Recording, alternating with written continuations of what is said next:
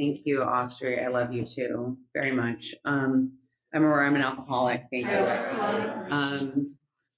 So let's see. First of all, I just have to say I'm just really grateful to be in a room with you guys tonight, and that I get to be sober with you. And I'm probably going to cry.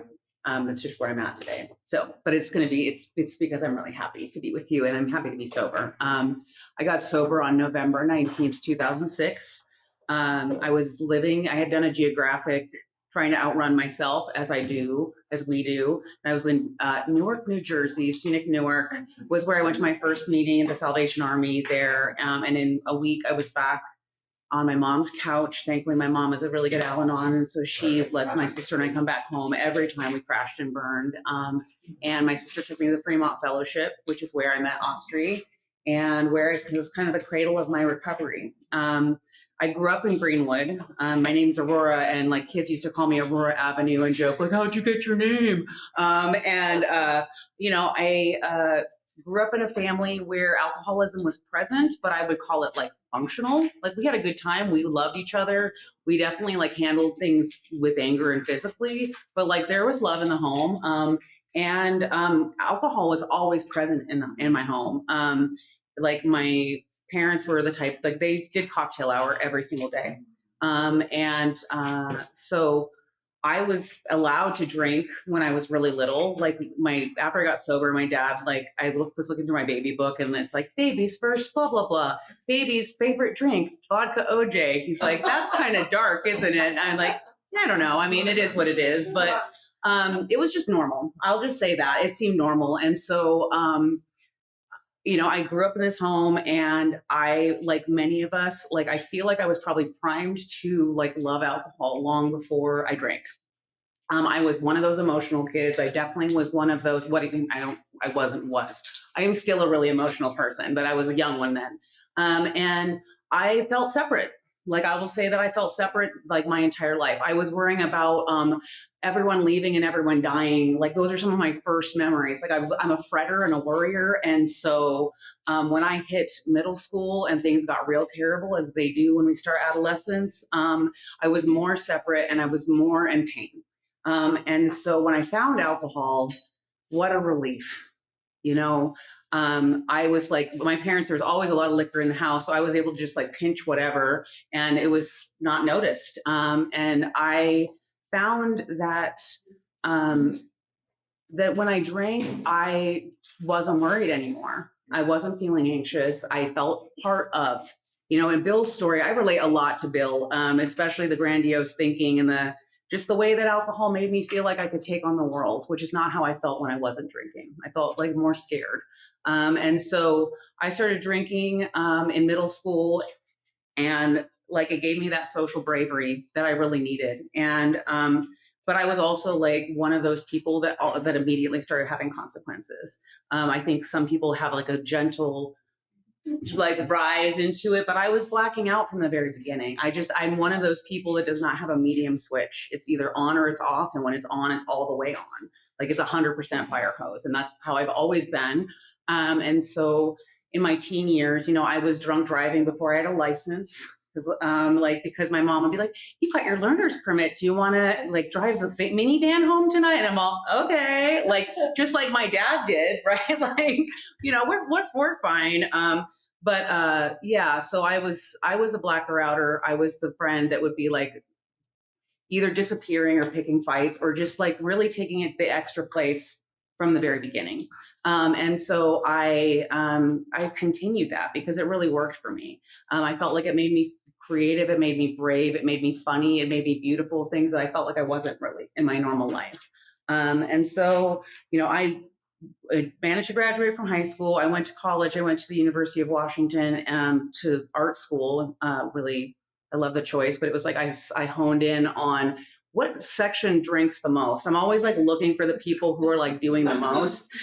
Ceramics, if you're curious, ceramics are the people that like really party. And so I would go to, and I always like sought it out. Like I did a lot of drugs are part of my story. I did a lot of switching of that. I did a lot of switching of men and hair colors and jobs to try to like be different.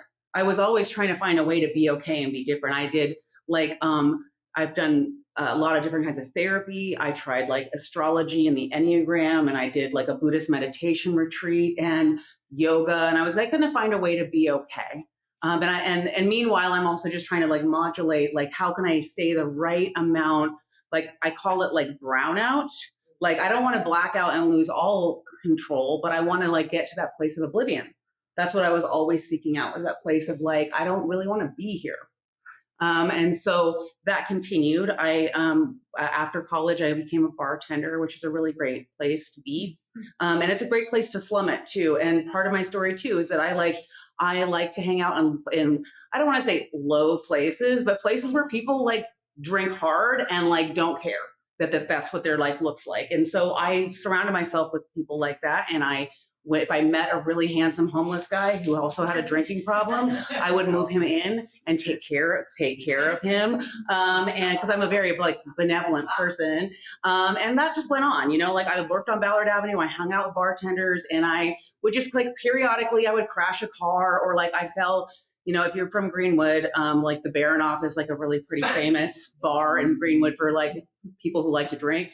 Like I fell down and I broke my teeth out. Like just like little things like that would happen occasionally, like just consequences. And I couldn't really, there was this like failure to launch. I just kind of like, I'm in my mid 20s and I'm watching people grow up and do things, and I'm not.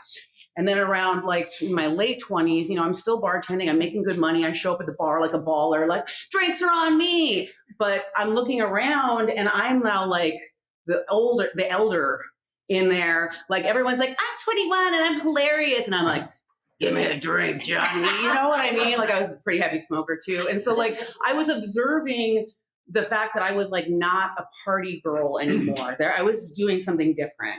And I remember like I drank in the U District a lot too. I was at a bar in the U District, and it was like 1 p.m, which is a very common place for me to be, is in a dark bar at 1 p.m. And I looked down the bar and there was a woman who was probably my age drinking by herself. I was like, wow, that is so sad. Can you imagine just drinking at the bar by yourself? Like, what is her life like? And I was like, click. That's me. Like the only difference is time, right? Like I had that like this realization that like, oh, I'm on this path. And so I was like, well, I guess I'm on this path. And so I was going to just ride it till the wheels fell off.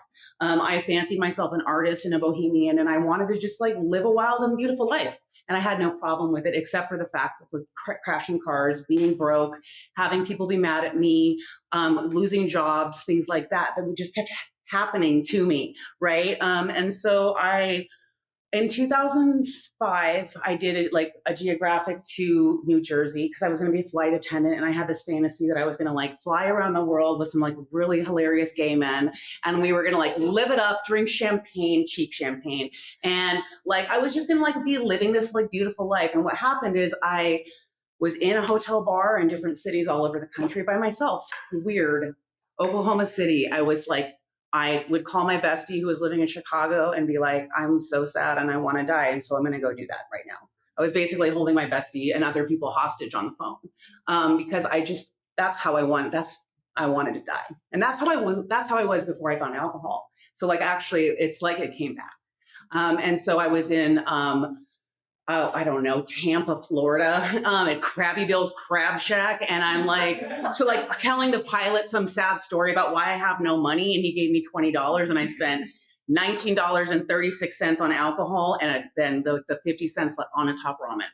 That's what I was doing. My last 6 months of drinking was just that, like, and I was like, I had been very self-sufficient, like being able to pay my rent and pay another man's bills and still like drink like I like to drink. But when this happened, I was far from home and I had taken a pay cut. And so I had to start like using my body to get alcohol. And that felt really like, I mean, I gave my body away for free all the time. I'm not like trying to say I'm like whatever, but when I had to start using it transactionally, it felt different. Where I was like, yeah, I guess like literally like a month before I got sober, if you buy me a 6-pack and a burrito, I will have sex with you. That's kind of where I was at when I was towards the end. And like many of you can probably remember, like when you wake up the next day and you like look through your phone or you like look at the evidence of what you did, and you try to like piece it back together and you realize who you are. Like I am a Dr. Jekyll, Mr. Hyde. Like I also like participated, like I'm the instigator of many domestic violence situations. Like other people in my family, like I did dark stuff when I was drinking, and it didn't feel good to wake up the next day and go, oh, you're that girl. Oh, you did that again, even though you swore you weren't going to do that. So in 2006, I'm living in Newark and crashing and burning, and my little sister, who's a meth head up in Snohomish, gets clean. Like, and she's gotten clean before, but like this time it was different. And I watched it happen. Like she was, like, if you know anything about meth, like people will like, I'll be there in an hour. And then like 6 months later, they show up. There's like no sense of time with that. And like, it steals your soul. And and so like she was never going to get clean, but she got into a situation and she got clean. And what I observed from Newark, New Jersey was that she was like answering the phone and she was showing up for my mom. And when I would fly in to visit, like she was going to meetings at the Fremont Hall and she was staying sober. And she'd be like, you want to come to a meeting? And I'm like, hell no. I want to go to the rickshaw. I need a double gin and tonic. I haven't had a drink in like 12 hours. Like, no, I don't want any of that. But because I saw that, as I like, and when I'm in that sad phase, I kind of got curious. And so this book, which has saved my life, is available as a PDF on the AA website. And what I did is, because I love self-help books, I've read a lot of them trying to like get well, but not put the bottle down. I read it on my laptop while I had my magnums of Casarsa, the cheap big bottles of wine from Safeway. I had that next to me while I was reading the big book, and I was going to just like heal myself through this and do what I needed to do so that I can move on with my life. And there were some phrases that popped out to me when I read this, like that old threadbare excuse that this time it's gonna be different. Like it just like hit me. There were a couple lines in there that were just like, so this very like archaic sounding book that talks about God, something I wanted nothing to do with, this knows me in a way that my therapist never did. Nobody else could ever call me on it the way that this book did, using that kind of language too. And so I was real curious. And so in November, I like, there were a lot of gnarly things that happened that month, but I woke up in a person's apartment in Harlem, and I was living in Newark. It's like a 2-hour train ride. I woke up on this mattress on the floor, and I had to figure out where I was, and I like pieced together what was happening, and I like rode the train back like super sick like this, and I was like, I can't drink. And being a flight attendant, you have to be like on call at midnight. You're not allowed to drink for the 8 hours up until your shift starts. But I would play with that number a lot. Like, ooh, what can I what can I get by with? So I'm like going back on shift at midnight. So I had like 4 p.m. as my cutoff, but I would try to like drink like 8 drinks, right? To like pack as much in as I could.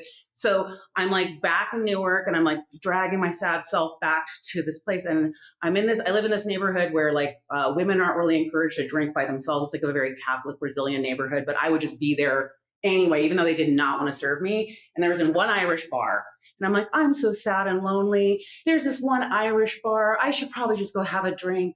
And something in my mind was like, bullshit.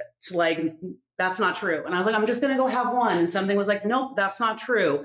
And I'm like, but they have Red Hook. It's a Seattle beer, and I'm homesick, and they're only $2. And something in my brain was just like, not true. That's bull. That's bull. Which I think is the voice of God. I really do. That ability to like really cut through all my stories.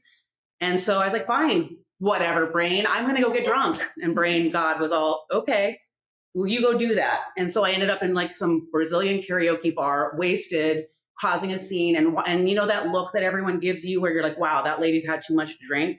And you can kind of realize that you're the drunkest person in the room.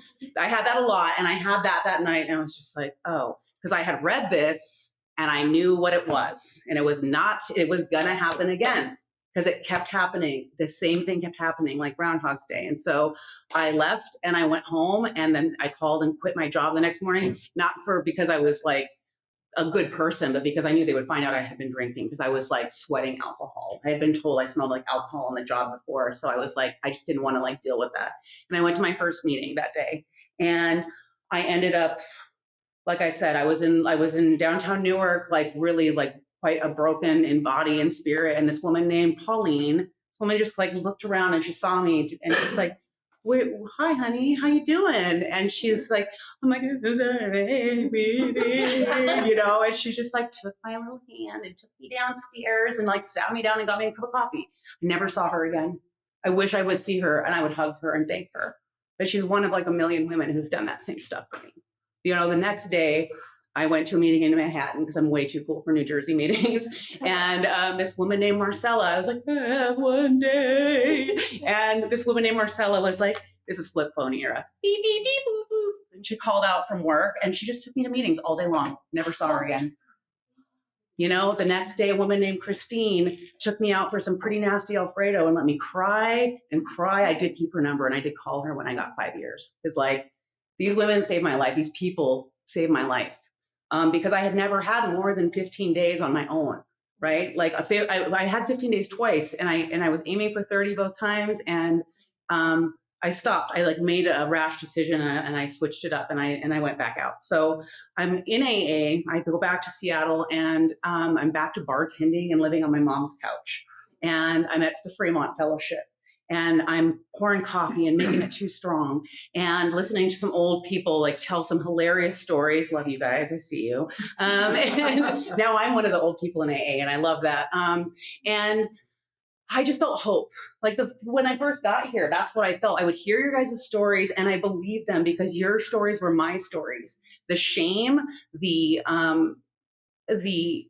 details, the gory details. There was this woman in one of my Ballard meetings who talked about stabbing her boyfriend, and like the whole room was like, and I was like, ha, ha, ha. Like, oh no, like, but she and I got each other. She and I got each other because like that's like we share about that stuff, not because it's funny that we hurt the people that loved us that we loved. That's actually really terrible, but because we don't do that anymore. And I can show other people how I don't do that, how I do not engage. I've not put hands on anyone since I quit drinking, even though I thought about it. So like the stories got me here, the service got me here, like the ability to like just keep myself busy kept me here. And I did not want a higher power. I certainly didn't want this, but I stepped around. And at 6 months, I decided that I was going to like get a sponsor to prove AA didn't work. And I did, and I started working the steps. And I heard things that I still use today, like as like the basis of my spirituality. Like you might not get what you want, but you're going to get what you need. Like this idea that I have always been taken care of, and I am currently taken care of. I just heard this in a meeting like 2 weeks ago. Delbert said, that things aren't going to be okay. Things are okay. Like I hear that message. Like, and I still need to hear it. Like, it's not like when you guys say something really smart and beautiful and spiritual that it sticks here forever and I can just access it whenever. I forget that I'm a child of God. I forget that I have access to tools that can help me feel okay and remember that I actually am okay right now in this moment. So, like I said, I started working the steps with this amazing woman named Anne. She was like a wild redheaded woman, and she like always had like a little bowl of M&Ms on her table. And we did like a lot of woo-woo stuff that's not in the book. I liked it. I didn't know what it was. She gave me a week to do my 4-step, and I'm so thankful that she did. I did not know that like their time was optional. So I showed up at a week, and I was like, I'm so sorry, it's not done. And she's like, okay, you can have another week. And she and I, like, we are both very flaky. So we just like eventually stopped talking to each other. And I had met Austri, and Austri's intimidating to me. She was, I think he might still be, but like she's business, she's hella business. And I really admired that because she walked the walk. And so when I did the steps with Austri, she does it just straight out of the book. No extras. And she also let me do my 4-step on God's time. I hated that so much because it took me like a year to do it because I will just dilly-dally and not, I kind of either need to be in pain or I need a little bit of a fire under my butt to really like stay motivated sometimes in the program. So as I work the steps, I think like my experience with finding a higher power is something that I still am working on. It's like I have had a million spiritual experiences in AA. It started with just like believing that I'm not God, that like I'm not in control of all of it. Like I have this little hula hoop And if I'm doing great, I am not drinking today. I'm not being a bitch to people. And that's you know what I mean? But like, I have no control over what you guys think of me. I have no control over like how the universe is really going to unfold. And so just realizing that I am not in the driver's seat gave me a certain sense of peace. And then like I was taught to like pray as if. And so I started praying at the very beginning. I started with please and thank you. Please help me stay sober today. Thank you for letting me stay sober today. I still use that one. And it like I ask for more specific things now, like God help me be patient with my students. I'm a teacher now. I ask for things that like show up on my inventory, but I still do the please and thank you every day. I like, I'm trying to think, sorry guys. Thinking about like looking at the time here.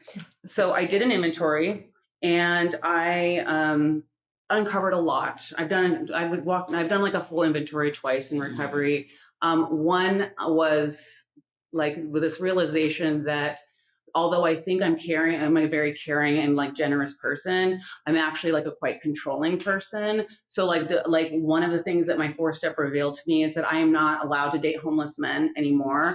I am like because like nothing against them, but because if there's a power differential in the relationship, I will take over. And I need to be partnered with someone who is a true partner to me. And like learning like about what true partnership is in all my relationships has been like a really powerful gift of Alcoholics Anonymous. So I had this like revelation in an inventory that has blossomed into how I try to show up in all my relationships. Like my mom and I are friends now. Like I was like, I got sober at 28 and I would still at 32, like call her crying and freaking out and 4 years sober and wanting her to throw money at my problems and solve my problems like I was a child. And I stayed a kid a really long time. Inventory was what allowed me to kind of like start to grow up, to start to see who I really was, which I didn't like all the time, and then do something differently, which has been like a really amazing thing. I still use inventory as a tool, and I'm still learning who I am. Like I'm different. I'm 47 now. I'm deep into perimenopause. I'm like feeling not smart and extra emotional, and like my recovery looks different than it used to, but that's a good thing too. Like I always want to, thank you, Pat. I really need a sip of water. I really need to keep my sobriety fresh and keep tilling the soil. What I know is that like if I let it sit for a long time, I'm on that downward escalator. And so I need to keep continuing to like dig into like what does sobriety look like for me today. So another thing that I guess I want to talk about that's been really like vital to my sobriety besides sponsorship and higher power is service. I think service has kept me sober more than anything else. From the coffee making to doing other levels of service. I've been a GSR and I've done district stuff, and I've been a cake maker and I've been a greeter, and I'm currently a coffee maker. Like that stuff keeps me in meetings, and it keeps me talking to newcomers, and it keeps me humble. Like, cause I have some feelings about how the coffee should be made or whatever. Like it keeps me plugged in, and it's something that like was a gift given to me that I can use in all areas of my life. Like I use service in my job. I ask God, like, how can I be of service to the people I work with today? I ask God, how can I be of service to my neighbors, to the people I run into? Like that orients me away from my own fears. It orients me away from all my pettiness and back towards like what I really think God would have me be, which is like to be of service to the best of my ability. So yeah, sorry, I'm losing my train of thought. So in the last year, I would say what I've been really focusing on, or like what I feel like I've been really like needing, is like a more of a regular routine with inventory, with prayer and meditation. I'm one of those people that gets really busy and forgets to do things, and then I wait until I'm in pain to do things. And I can see in the rooms when I like look around, I can see like people who are like having this like really big and beautiful life, and like what I hear over and over again is like their connection to God, and what does that connection look like? It looks like a regular spiritual practice usually. It looks like they are showing up every single day. And so I have been working on inviting God in more specific ways, like really like reading 86 and 87 every day and doing like really specific prayers and not like letting it kind of like hope that it happens, but actually like making it happen, has been giving me a lot of like serenity as well. And yeah, I feel like might be done. So I'm going to just stop there. Thank you. Awesome.